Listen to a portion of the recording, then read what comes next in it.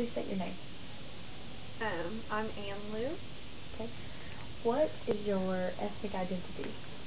I am a first-generation Chinese American. Okay. What was your religious affiliation during your childhood? Growing up, my parents, I would consider them like Buddhist, but it's more like I wouldn't consider it religion. It's more like tradition. Okay. So growing up, like that was a lot of our traditions, just how you live your life and how you're supposed to act, and things like of that nature. Religion-wise, though, we didn't really talk about like a supernatural being or anything like that. Okay. All right. What do you think this religious preference reflects about your heritage or your culture? I think that it shows that our culture is very proud of our roots and of just tradition and just what's been around for years and years, and I think that that's what it shows. What is your religious spiritual affiliation now? I am a follower of Jesus Christ, and that has nothing to do with my parents per se. They didn't really care what I believed. Weren't exactly fond of me being a Christian, but let me decide for myself what I want to believe in. Okay. How is your gender difference handled in your family of origin? Is it different from how the boys are treated? Yeah, of course, I think that in any family,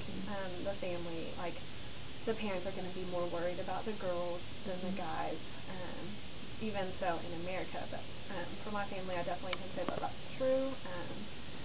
My brother, though, he is the youngest, and so I feel like kind of we watch over him in a lot of ways, too, and so my parents do worry about me and are pretty strict for me, but I think that that's just because they're parents and I'm a girl, period.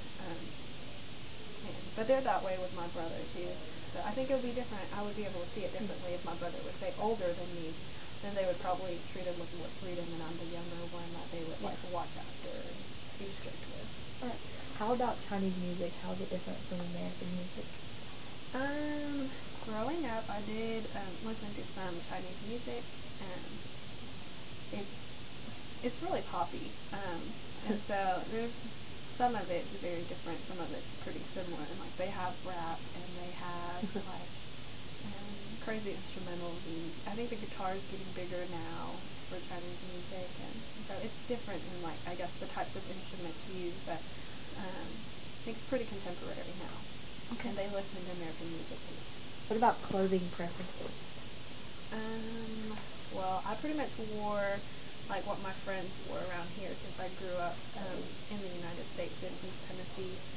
But I do know that like my parents were pretty traditional and pretty conservative, and so they definitely wanted me to dress really modestly and all of that. And that's from Chinese culture, not from like East Tennessee culture conservatism. Like that's two different cultures, and both are pretty traditional and conservative.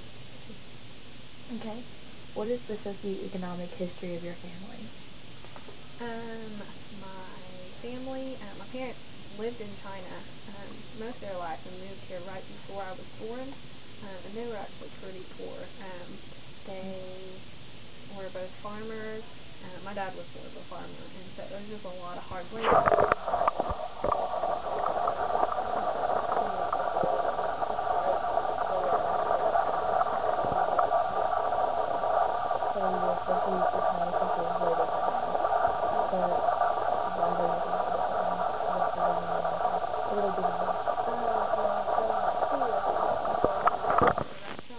They owned a restaurant for most of my life growing up, and it was still a lot of work, and they never really like stepped away from working, but they made more from it, and there's just more of an opportunity here for them to make profit and like to be able to save up and I guess provide for a future for me. Like I can go to college here, whereas like if I was still living in China, like there would be a really slim chance that I would even have an education. Okay. Think of significant people in your life and your child and adolescence. What do you remember about their attitude and things from multicultural university?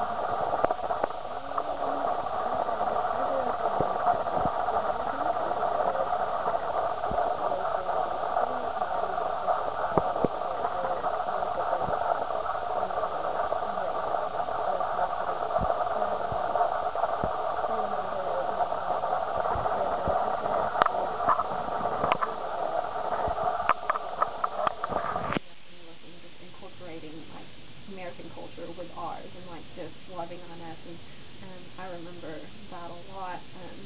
Outside of that, there were I would say like teachers and like a few family friends who really like showed an interest in like my family's heritage and just wanted to like share like American culture too.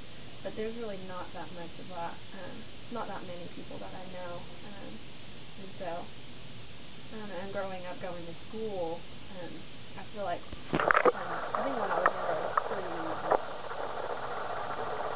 I guess when I was younger I would say that I was pretty insecure because I just didn't know like what is my identity, like am I American since I've grown up here my whole life, or am I Chinese because like my parents are both Chinese, and so I was kind of caught in between like these two worlds and trying to figure out like who am I, like and so in school I kind of, and I know that like that insecurity happens in here too, you know, especially with people around me. I had a lot of fighting with myself. Did you ever overhear them saying anything about multicultural or diverse groups? Like on the playground, like kids were probably mean and like said little things about how it's different in this in that way, but those are pretty small, like those are pretty like petty little things, and I remember being really upset about that when I was younger, but now it's not so common now, like especially, I mean it happened some in high school, but I was really like beginning to find myself then, and like that didn't bother me anymore, but that still happened, but my identity was a little more firm by then. And here in college, I don't think that I've heard anything like rude said towards me or like anything outright like that, but I do see that like there are a lot of like international students here who like don't really know any other like American students, and so it's kind of like they kind of feel alone here, and like I have a few friends who are international students and they just like don't really feel like they blend in or fit in, or not blend in, fit in would be the word. Okay. Think about your past experiences. What events can you remember that involved personal contact with diverse groups? Trying to think. I mean, just ESL was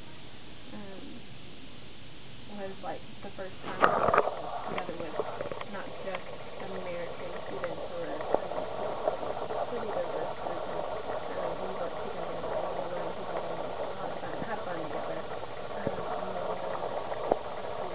growing up, my high school, I was like one of like 3 Asian people, so I think by the end of it all, it was like pretty cool. Like I learned to like I don't know, share that part of my culture with my friends, and so learning that aspect. I mean, there wasn't a whole lot of diversity there. Diversity was found once I started going to college and like college campuses where I saw more than just the typical like 99% like American, like white American versus 1% whatever other race like mixed in. Yeah. Okay. Think of friendships you have developed over time. How many of these friends were members of multicultural and diverse groups? I'm sorry, could you repeat that? Yes, sorry. Think of friendships you have developed over time. How many of these friends were members of multicultural and diverse groups? Let's see. Here in East Tennessee, at Superior County High School and also at like ETSU, I feel like I have